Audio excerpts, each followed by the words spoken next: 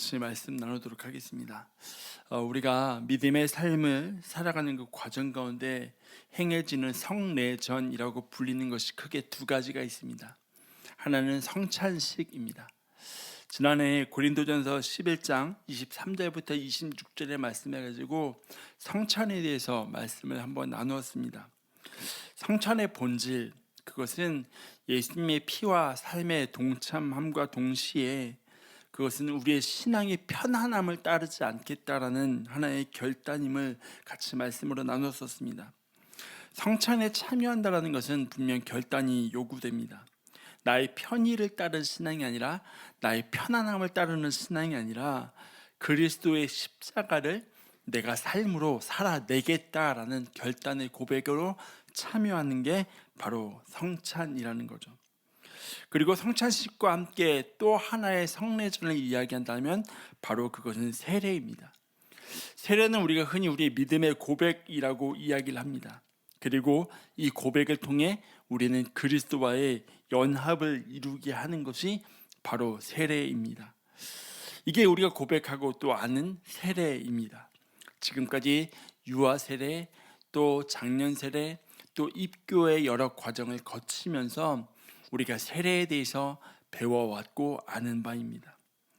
그런데 고대 사람들은 사실 세례를 그렇게 인식하지 않았다라는 거죠.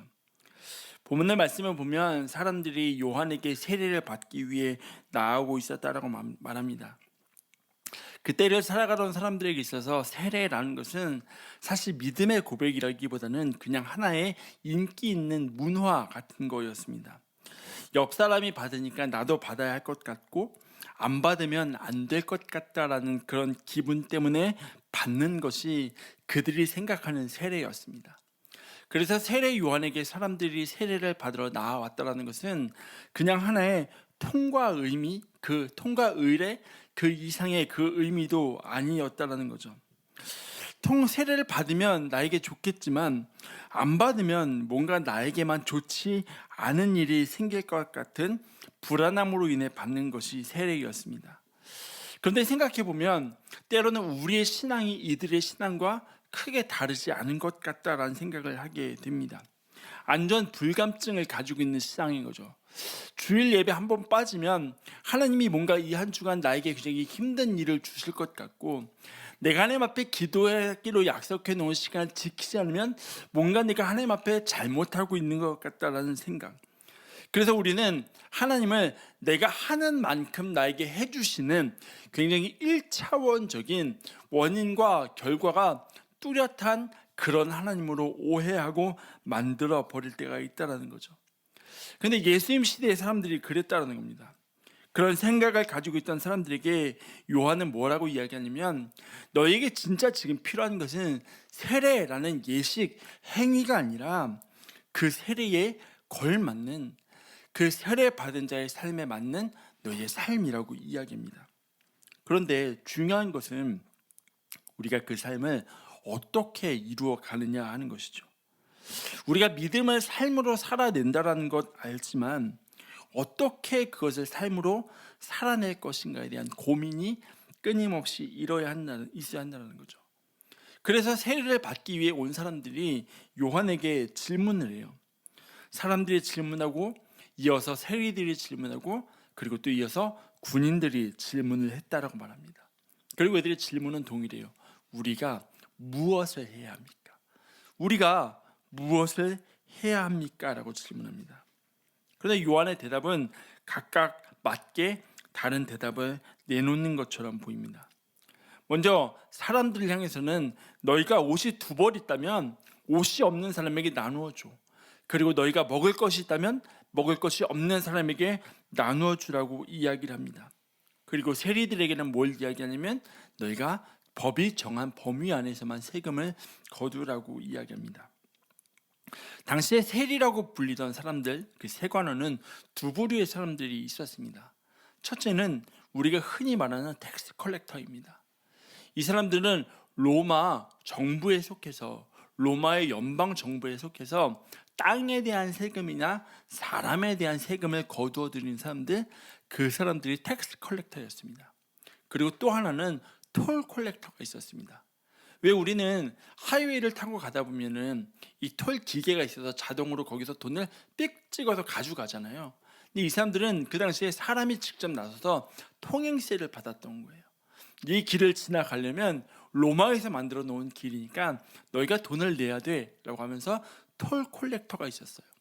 근데 대부분 성경에서 말하는 세리들은 어떤 텍스 콜렉터보다는 톨 콜렉터에 가까운 사람들이거든요.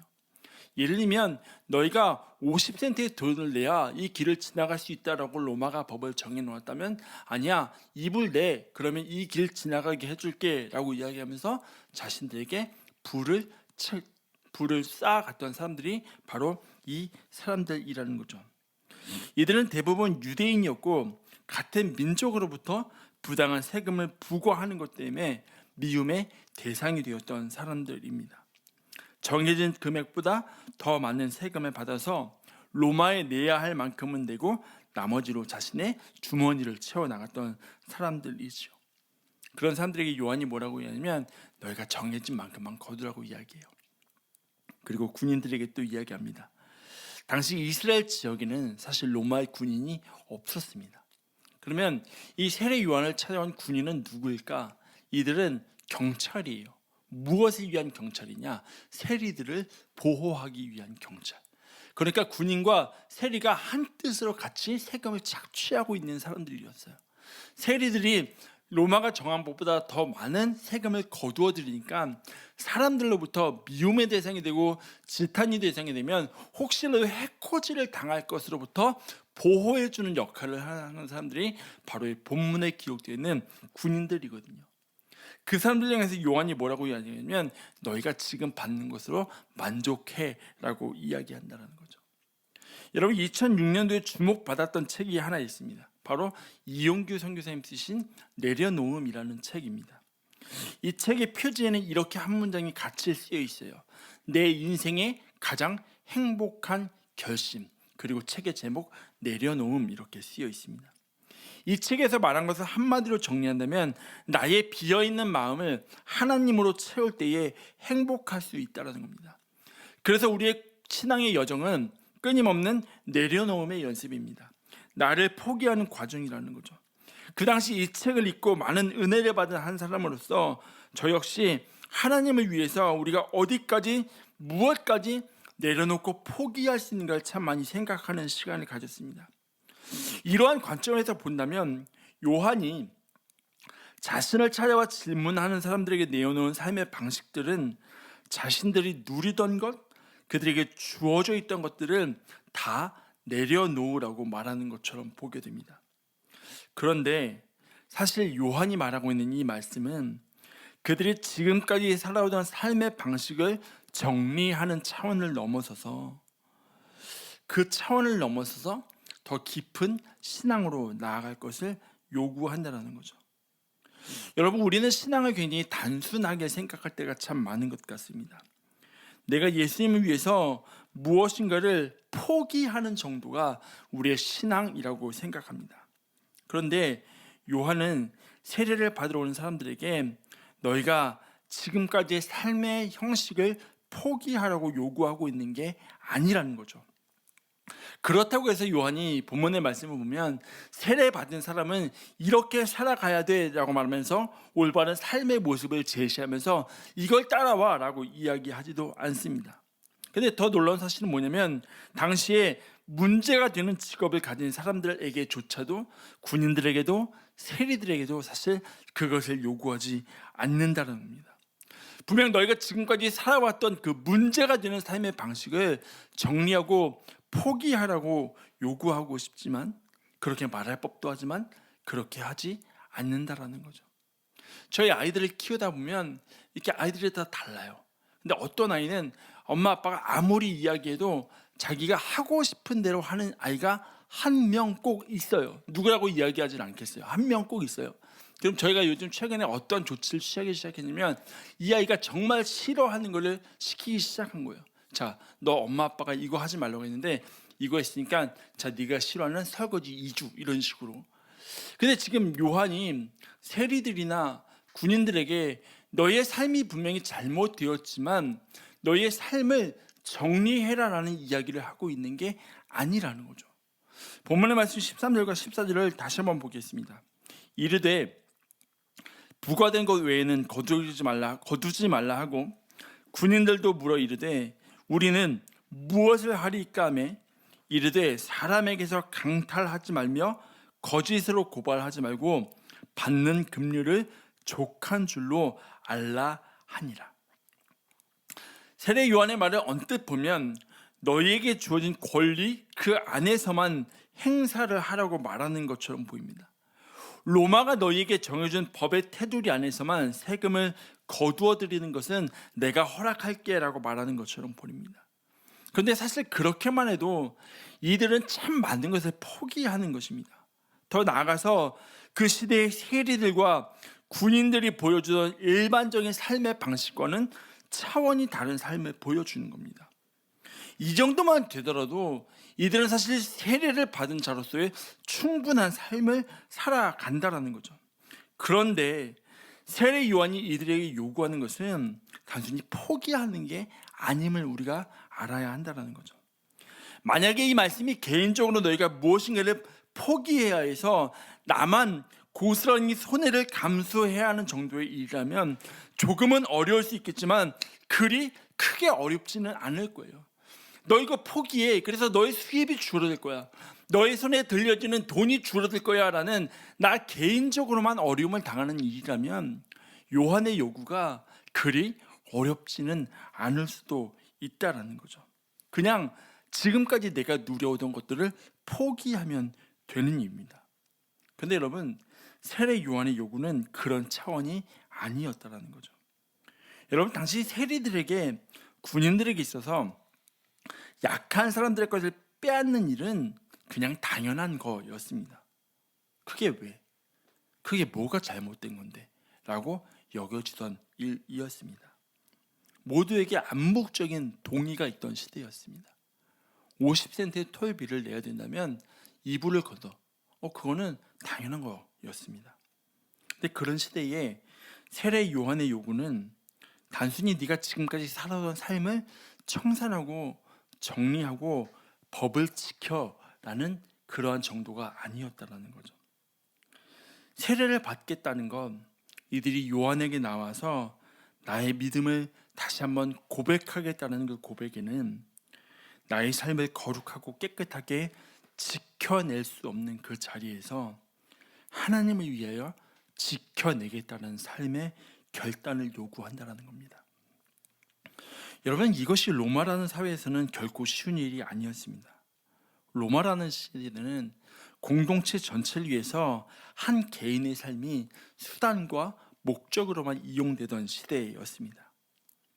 그런 시대에서 그냥 내가 지금까지 거둬던 세금을 포기하는 것이 나의 주머니가 조금 가벼워지는 것을 의미한다면 괜찮겠지만 이것을 통해서 내가 누군가로부터 조롱을 받아야 하고 핍박을 받아야 하고 내가 놀림을 받아야 하는 것을 감수해야 한다면 그것은 또 다른 이야기가 된다는 거죠. 그럼에도 불구하고 믿음으로 살아가는 우리에게 하나님이 요구하시고 기대하시는 게 바로 그것입니다. 우리 스스로를 거룩하게 지켜나갈 수 없는 그 자리와 그 환경으로부터 하나님 우리를 거룩하게 지켜나가는 삶을 기대하신다는 거죠. 그게 바로 그리스도인의 삶이라는 것입니다. 예수님 십자가에 달리시고 하늘로 올라가신 후에 사도들은 이 땅에 남아서 교회를 세우고 복음을 전했습니다. 그런데 여러분, 그 과정은 결코 쉽지 않았습니다. 주 313년에 콘스탄티누스 1세가 기독교를 로마의 공식적인 종교로 인정하기 전까지는 기독교에 대한 박해는 이루 말할 수 없었습니다. 그럼에도 불구하고 복음이 전해질 수 있었던 큰 이유가 있다면 복음이 전파되는 것이 불가능해 보이는 그 상황 속에서도 그 복음의 전파의 가능성으로 살아갔던 사람들이 있기 때문이라는 거죠. 그리고 이들의 삶의 자세에 대해서 사도행전이 이렇게 말합니다. 사도행전 5장 40절부터 42절을 메시지 성경으로 보겠습니다. 그들은 사도들을 다시 불러들여 호되게 매질한 다음 예수의 이름으로 말하지 말라고 경고하여 그들을 쫓아냈다. 사도들은 예수의 이름 때문에 치욕당하는 영예를 얻은 것을 크게 기뻐하며 의회에서 나왔다. 그들은 날마다 잠시도 쉬지 않고 예수가 그리스도이심을 성전과 집에서 가르치고 전했다. 사도들 입장에서는 우리가 굳이 왜? 라고 질문을 할 수 있는 상황입니다. 어차피 해도 안 되는 시대이고 어차피 해도 안 되는 사회인데 우리가 이렇게까지 해야 할 필요가 있을까라고 생각되는 환경입니다. 하지만 이들은 그 안에서 복음의 가능성으로 살아갔습니다. 자신들이 받는 치욕을, 창피를, 모욕을 부끄러워하는 것이 아니라 그 복음 때문에 그 창피를 기뻐한다라고 이야기합니다. 왜냐하면 지금 이 자리는 불가능해 보이지만 그것을 넘어설 때 이 자리가 내가 있어야 할 자리라고 여기며 감당해 나가는 거죠. 그게 그리스도인의 삶입니다. 뭔가 변화가 보이지 않는 삶의 환경 속에서, 변화될 기미가 보이지 않는 그 상황 속에서 하나의 기도의 씨앗을 심는 것, 아무것도 달라질 것 같지 않은 그 상황 속에서 하나님 앞에 무릎 꿇고 나가는 것, 그게 믿음으로 살아가는 그리스도인의 삶이라는 거죠. 저도 간혹 시간이 되면 드라마를 볼 때가 있습니다. 사실 저는 드라마를 한번 시작하면 그 드라마가 시청률이 높지 않든 그 드라마를 끝까지 정주행하는 스타일이라 최근에는 시작을 잘 하려고 하지 않았는데, 제가 시작하기 전부터 관심을 갖고 있던 드라마가 하나 있어서 봤거든요. 외상중증센터라고 하는 제목의 드라마입니다. 대략적인 내용이 이렇습니다. 환자를 살릴수록 적자가 쌓이는 눈의 가시 같은 대학병원 중증외상팀에 전쟁 지역을 누비던 백강혁이라는 그 주지훈 배우가 연기를 하는데, 천재 외상외과 전문의 그 부임합니다. 그리고 유명무실했던 중증 외상팀을 실제로 사람을 살리는 중증 외상 센터로 만들어가는 이야기가 있어요. 여러분, 병원의 역할은 사실 사람을 살리는 일입니다. 그런데 이 팀에서만큼은 사람을 살릴수록 돈이 점점 적자가 되는 거예요. 왜냐하면 급하게 사람을 살리기 위해서 헬기를 띄워야 하는 상황이 되면 그 헬기가 뜸으로 인해서 그 기름을 다 쏟아야 되는, 돈이 들어가는 이런 상황들. 그러니까 헬기를 띄울 때마다 병원 입장에서는 답답할 노릇인 거예요. 마음이 답답한 거예요. 그래서 병원에서는 어떻게 해서든 이 외상팀을 없애려고 막 합니다. 그리고 아무도 이 팀에 들어가려고 하지 않아요. 그때 부임한 사람이 백강혁이라는 사람이었어요. 그리고 그 옆에는 항문외과와 또 중증 외상팀에서 고민을 하고 있는 양재원이라는 이름의 의사가 등장을 합니다. 이 고민 중에 양재원 의사가 백강혁 교수 찾아가서 그렇게 질문을 해요. 제가 외상외과를 가면 무엇을 할 수 있습니까? 제가 외상외과를 가면 할 수 있는 게 뭡니까? 라고 질문을 해요. 그때 백강훈 교수가 이렇게 대답하거든요. 야, 뻔한 거 아니야? 오늘 같은 일, 뛰어다니고 사람들 피 보면서 진짜 목숨 걸어서 살려야 하는 일 질리도록 하게 될 때야. 그런데 그러다 보면 너도 언젠가는 혼자서 사람을 살릴 수 있게 되겠지. 너도 언젠가는 혼자서 사람을 살릴 수 있게 되겠지. 여러분, 그 자리는 힘들어서 아무도 가려고 하지 않는 자리입니다. 의사로서는 성공의 가능성을 전혀 볼 수 없는 자리이기 때문입니다. 그런데 이 백강혁 교수의 한마디 말에 양재원 의사가 외상외과를 선택합니다. 분명히 주변에서 보기에는 어리석은 결정인 것처럼 보이고 전혀 희망이 없는 결정으로 보이지만, 언젠가는 나도 혼자서 사람을 살리게 될 것이라는 그 가능성과 그 기대를 가지고 그 자리로 갑니다. 여러분, 그리스도의 삶이 이런 거 아닌가 싶어요. 불가능의 자리에서 가능성을 보고 살아가는 거. 그냥 이게 시대가 안 되니까, 상황이 안 되니까 어차피 해도 안 될 거기 때문에 시작조차 하지 않는 게 아니라, 나 한 사람으로부터 시작돼서 무언가 변화될 수 있다면, 바뀔 수 있다면 그 자리를 지켜나가는 게 바로 그리스도인이라는 거죠. 여러분, 시편 1편의 말씀은 우리가 너무나 잘 아는 말씀입니다. 그리고 우리는 이 말씀 통해서 복 있는 사람이 무엇인지를 같이 많이 참 생각을 하게 됩니다. 시편 1편 1절의 말씀이 이렇게 시작돼요. 복 있는 사람은 악인들의 꾀를 따르지 아니하며 죄인들의 길에 서지 아니하며 오만한 자들의 자리에 앉지 아니하고. 여러분, 우리에게 되게 익숙한 말씀이에요. 사실 눈 감고도 외울 수 있을 만한 그런 말씀입니다. 그런데 여러분, 이 말씀 속에서 혹시 복 있는 사람의 특징을 발견하시는 게 있으십니까? 복 있는 사람은 악인들의 꾀를 따르지 않고 죄인들의 길에 서지 아니하고 오만한 자들의 자리에 앉지 아니하고. 이 말씀에서 보여주는 복 있는 사람의 가장 큰 특징이 있다면 복 있는 사람은 단수로 되어 있다는 것입니다. 악인들, 죄인들, 오만한 자들. 복 있는 사람 한 사람을 둘러싸고 있는 그 삶의 자리가 쉽지 않다는 것을 우리에게 보여줍니다. 우리의 삶의 현장을 그대로 보여줍니다. 말씀을 따라 치열하게 살아가려고 하지만 현실은 악인들이, 죄인들이, 오만한 자들이 우리를 둘러싸고 있어서 말씀대로 살아가는 것이 가능할까 싶은 시대를 우리는 살아가고 있습니다. 그런데 그 안에서 하나님 우리에게 기대하시는 것은 삶의 거룩함을 지켜낼 수 없는 그 자리에서 여전히 하나님을 위해 우리가 몸부림치며 치열하게 살아가는 것입니다. 그것을 하나님께서 오늘 저와 여러분에게 기대하고 계신다라는 거죠. 강산해라는 가수가 부른 노래 중에 거꾸로 강을 거슬러 오르는 저 힘찬 연어들처럼 이라는 제목의 노래가 있습니다.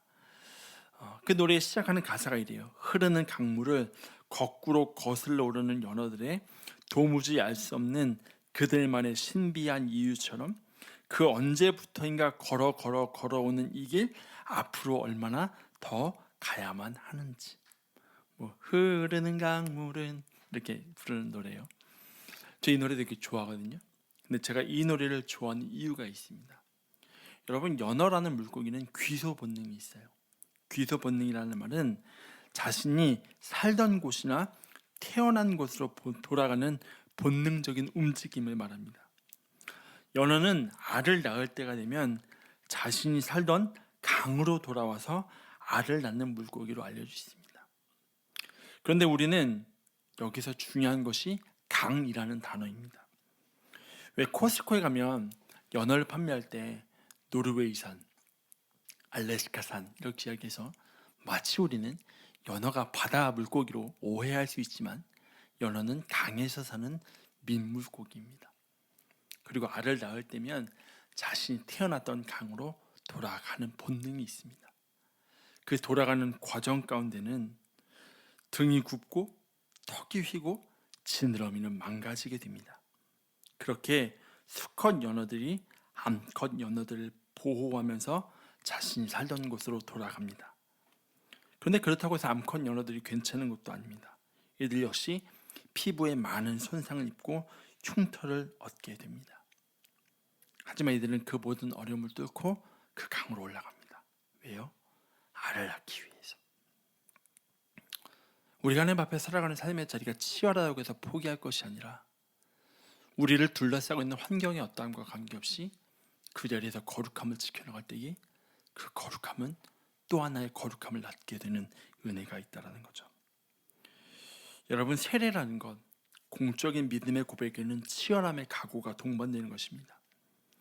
믿음의 삶에는 안락함이 아니라 치열함이 요구됩니다. 그래서 시편 1편 1절에서 말하는 복 있는 사람의 삶은 결코 쉬운 삶이 아니라 치열한 삶입니다. 치열하다라는 말의 사전적인 단어의 정의는 불길같이 맹렬하다라는 의미가 있습니다. 여러분, 최근 캘리포니아의 산불이 되게 심하다고 우리 뉴스 통해서 보잖아요. 어제 뉴스 보니까 현재 9개의 산불이 동시에 진행형이라는 이야기를 들었어요. 그리고 며칠 전에 봤던 뉴스에서는 2초마다 그 산불이 축구장 하나 면적의 산을 태우고 있다고. 2초마다. 왜 우리는 생일 케이크 불 때 초 몇 개 세워놓고도 후 불고 안 부러져서 후 불고 하잖아요. 근데 지금 그 캘리포니아에 있는 산불은 2초마다 축구장 한 개의 면적의 산을 태우고 있다라고 이야기합니다. 치열하다는 게 그런 거거든요. 하나님의 말씀을 통한 치열한 삶은 우리가 그렇게 강렬하게 살아가는 겁니다. 근데 여러분, 우리로 하여금 치열하게 살아가게 하는 그 힘의 원동력이 무엇인지 아십니까? 그것은 긍휼함이라는 것을 우리가 기억해야 합니다. 여러분, 우리가 생각하는 긍휼함의 마음은 굉장히 정적이고 감성적인 마음이라고 생각합니다. 그런데 본문에 말씀하는 요한이 그 이야기하는 삶의 결단의 배경에는 다른 것이 아니라 긍휼의 마음이 있습니다. 주변 사람들의 곤경과 어려움을 바라보며 그냥 넘어가는 것이 아니라 그것을 끊어내는 것이 요구된다는 거죠. 한번 주변을 봐. 로마의 세금을 내기 위해서 힘들어하고 어려워하는 그들의 곤경과 어려움을 보기 시작할 때 그것을 통해 결단하게 되는 이 과정이 있다는 거죠. 그것을 통해서 나 스스로를 깨끗하게 지켜낼 수 없는 그 자리에서 하나님을 위하여 움직이게 한다는 것입니다. 세리하면 빠질 수 없는 인물이잖아요. 누구죠? 삭개오. 누가복음 19장을 보면 삭개오라는 사람이 있잖아요. 삭개오라는 이름이 가지는 의미가 뭐냐면 순전하다, 의롭다라는 이름의 의미를 가지고 있습니다. 그게 삭개오의 의미예요. 근데 삭개오는 본인의 이름과는 전혀 반대로 불의하게 살아갔던 사람입니다. 그런 삭개오가 예수님을 짠 하고 만나게 돼요. 예수님께서 삭개오의 집에 들어가셨습니다. 그리고 예수님 앞에 삭개오가 이렇게 고백해요. 누가복음 19장 8절입니다. 삭개오가 서서 주께 여짜오되 주여 보시옵소서 내 소유의 절반을 가난한 자들에게 주겠사오며 만일 누구의 것을 속여 빼앗은 일이 있으면 내 갑절이나 갚겠나이다. 삭개오의 회개예요. 삭개오의 회개의 고백입니다. 그런데 여러분, 이 고백을 가만히 보면 좀 특별한 점을 한 가지 발견하게 돼요. 그것은 무엇이냐면 삭개오는 예수님 앞에 서서 주님, 제가 이런 거 잘못했는데요. 진짜 삭개오가 잘못한 것은 내가 누군가의 것을 빼앗은 일이거든요. 그러면 이게 진짜 회개라면 내가 누군가의 것을 빼앗은 일이 있다면 그것을 4배로 갚겠습니다라는 회심과 뉘우침이 먼저 나와야 돼요. 그런데 삭개오는 뭘 먼저 고백해요? 예수님, 내가 내 소유의 절반을 가난한 자들에게 나눠주겠습니다가 먼저 고백되어진다라는 거죠. 여러분, 세리의 관심사는 자신의 주머니를 늘리는 겁니다. 그런 사람들에게 다른 사람의 사정이 눈에 들어올 리가 없습니다. 그런데 삭개오는 놀랍게도 가난한 자들을 먼저 이야기합니다. 삭개오에게 들어간 가난한 이들을 향한 그 긍휼의 마음이 세리들의 사회에 거스를 수 없는 악을 거스르게 한다는 거죠. 그렇게 그에게 긍휼의 마음이 들어가니까 불가능해 보이는 그 환경을 넘어서는 결단을 이끌어내는 것을 우리가 보게 된다는 겁니다. 여러분, 저는 이 부분이 하나님이 우리 교회에게 기대하시는 바라고 생각합니다. 저는 이 아둘람 교회가 중증 외상센터 같은 그런 교회가 되었으면 좋겠습니다. 아둘람 교회는 분명 작은 교회입니다. 그런데 하나님께서 그렇게 작은 교회에 교회를 살리는 교회라는 사명을 주시고 부르심을 주셨다면 분명한 것은 이 작은 교회를 통해서 하나님의 손길이 닿아야 할 곳이 있다라는 말씀입니다. 지금까지 우리 눈에 보이지 않던 곳, 우리의 생각이 미치지 않던 곳에 하나님의 손길이 닿는 통로로 사용되는 교회가 되어야 한다는 말이죠. 사실 처음 개척을 시작할 때 시카고에서 오랫동안 사역하시다가 지금은 타 지역에서 목회를 하고 계시는 목사님께서 직접 말씀하신 건 아니지만 한 달이 건너서 제게 들려주신 말씀이 있었습니다. 그것은 시카고에서 개척 쉽지 않을 건데 라는 말씀이었어요.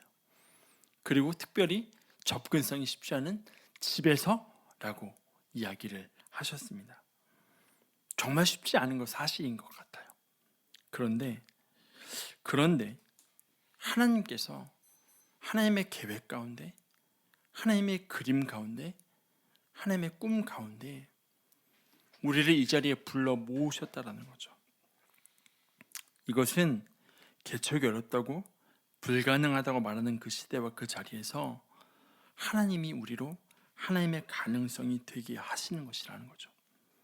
그런데 그 가능성이라는 것은 우리 교회가 크게 막 사람이 많아진다는 그런 가능성도 아니고, 교회가 막 급속도의 성장을 이룰 그런 가능성이 아니라, 하나님이 교회를 통해서 아직 손길이 닿지 않는 곳에 하나님의 손길이 닿게 하실 그런 가능성으로 하나님이 이 교회를 세우셨고, 하나님이 이 교회를 통해 하나님의 마음이 흘러가게 하신다는 것입니다. 바라기는 우리의 부르심이 그곳에 있음을 기억하며 나아갈 수 있는 저와 여러분의 믿음과 삶과 신앙의 여정이 되시길 주의 이름으로 축원합니다. 다시 삭개오의 얘기로 한번 돌아가 볼까요? 예수님을 삭개오가 만났습니다. 자신의 절반을 재산의 절반을 가난한 자들에게 나눠주겠다는 삭개오에게 예수님이 이렇게 말씀하셔요. 누가복음 19장 9절입니다. 예수께서 이르시되 오늘 구원이 이 집에 이르렀으니 이 사람도 아브라함의 자손이미로다. 여러분, 오늘 우리가 읽은 말씀에 세례를 받으러 온 사람들에게 요한이 했던 말과는 되게 대조적이라는 생각을 하게 됩니다. 자신의 구원이 이미 확정된 것으로 받아들이며 형식적으로 세례를 받으러 오는 사람들에게 요한이 그렇게 이야기해요. 야, 하나님이 이 돌들로도 아브라함의 자손이 되게 하실 수 있어라고 이야기해요.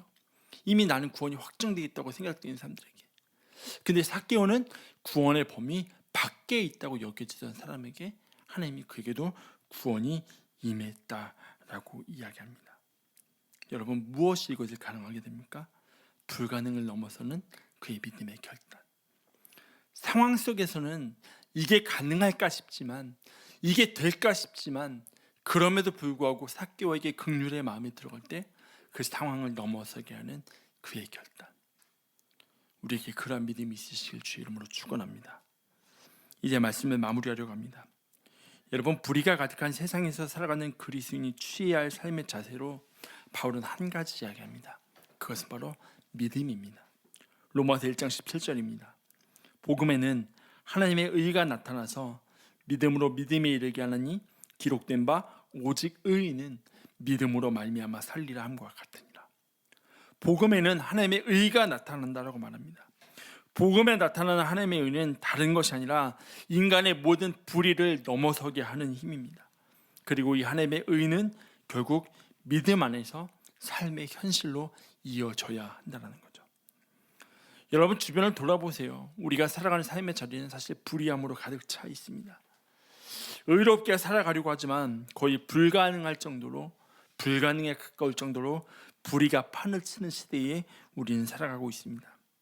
그 안에서 우리가 살아갈 수 있는 유일한 힘은 믿음에 있음을 고백하며 살아갈 수 있는 저와 여러분의 삶의 결단이 있으시길 주의 이름으로 축원합니다. 거룩함을 지켜낼 수 없는 그 불가능의 상황에서 하나님을 위한 치열함으로, 하나님을 위한 치열한 몸부림으로 이 한 주간 우리의 거룩한 삶의 자리를 지켜낼 수 있는 저와 여러분의 삶의 여정이 되시길 주의 이름으로 축원합니다. 우리 함께 시간을 찬양하고 기도했으면 좋겠습니다. 주님, 세상이 흔들리고 사람들은 변해도 나는 주 앞에 변치 않겠습니다. 우리 이런 고백으로 하나님 앞에 같이 찬양하겠습니다.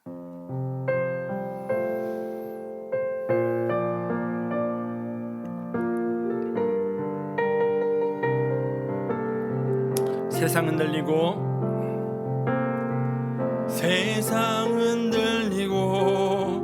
사람들은 변하여도 나는 주를 섬기리. 주님의 사랑은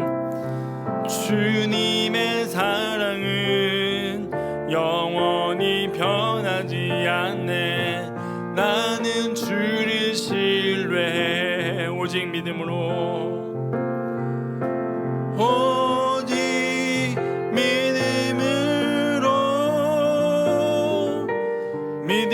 내가 살리라. 오직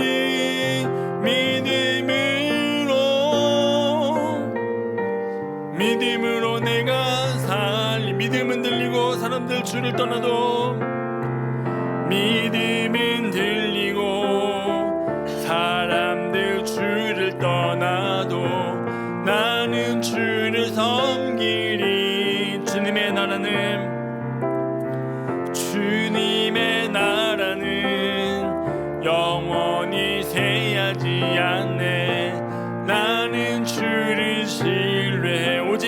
믿음으로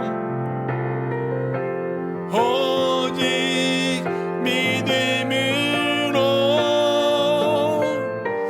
믿음으로 내가 살리라. 오직 믿음으로 내가 오직 의인을 믿음으로 말미암아 살리라. 오직 의인은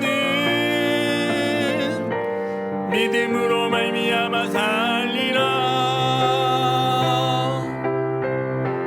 오직 의인은 믿음으로 말미암아 오직 의인은 믿음으로 말미암아 살리라. 오직 의인은 믿음으로 말미암아 살리라. 오직 의인은 믿음으로 말미암아 살리라. 여러분, 소돔과 고모라는 의인 5이 없어서 멸망할 경험했습니다. 주변에 둘러싸여 있는 불의함 속에서 의로움을 지켜나가겠다고 했던 사람이 그렇게 없었던 겁니다. 여러분, 우리가 살아가는 시대에 보십시오. 그렇게 크게 다르지 않습니다. 그런데 우리 하나님 앞에 믿음으로 살아가겠다라고 하는 결단은 하나님 불의함 속에 내가 묻혀서 살아가는 것이 아니라 그 불의함을 치열하게 거스르며 살아가겠습니다라는 믿음의 고백이고 결단입니다. 오늘 우리 하나님 앞에 그렇게 기도했으면 좋겠습니다. 하나님, 오늘 내가 믿음의 자리를 지키며 살아가겠습니다. 하나님, 불의함에 둘러싸여 있지만 그 불의함에 묻혀 살아가는 것이 아니라 그 가운데서도 하나님이 원하시는 거룩함, 의를 향하여 달려나갈 수 있는 그러한 삶을 살아가겠습니다. 라는 그런 믿음의 고백과 결단으로 하나님 앞에 같이 기도하며 나가도록 하겠습니다. 기도합시다. 하나님, 고맙고 감사드립니다. 오늘 우리가 하나님 앞에 나와 기도하며 하나님의 말씀을 구하고 하나님의 은혜를 구하며 하나님 주 앞으로 가까이 나갈 수 있도록 허락하심을 주님 감사드립니다.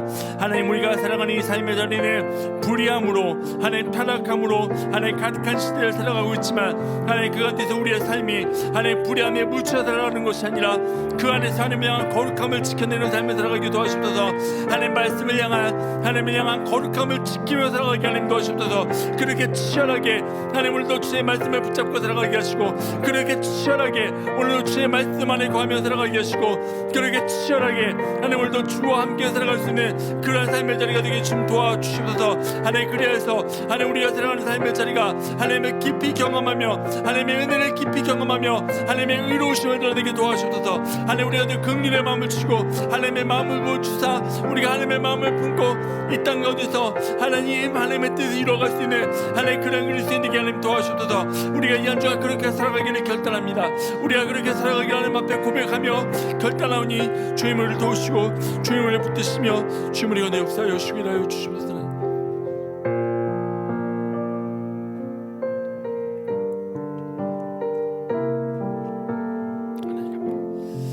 살아계신 하나님 감사드립니다. 하나님, 우리 오늘도 하나님의 말씀 앞에 서게 하시고 하나님의 은혜 앞에 서게 하시고 주께 가까이 나갈 수 있도록 허락하시니 감사드립니다. 하나님, 우리가 살아가는 삶의 자리는 불의함으로 가득 차 있습니다. 하나님, 우리가 살아가는 삶의 자리는 타락함으로 가득 차 있습니다. 하나님, 그 안에서 오늘도 우리가 하나님 앞에 우리의 거룩함을 지켜나가며 하나님 앞에 우리의 깨끗함을 지켜나가며 하나님 앞에 우리의 믿음을 지켜내는 치열함으로 살아가는 그러한 하루가 되게 주님 도와주시옵소서. 그러한 한 주의 삶이 되게 주님 도와주시옵소서. 지금은 우리 주 예수 그리스도의 은혜와 하나님 아버지의 무한하신 사랑하심과 성령의 교통하심이 불의함이 가득한 세상 속에서 불의함에 묻혀 살아가는 것이 아니라 그 안에서 거룩함을 지켜내며 하나님을 향한 몸부림을 치며 살아가기를 결단하는 사랑하는 모든 지체들의 삶과 가정과 학교와 직장과 일터와 모든 걸음걸음 위에 이제로부터 영원토록 함께 하시기를 간절히 축원하옵나이다. 아멘.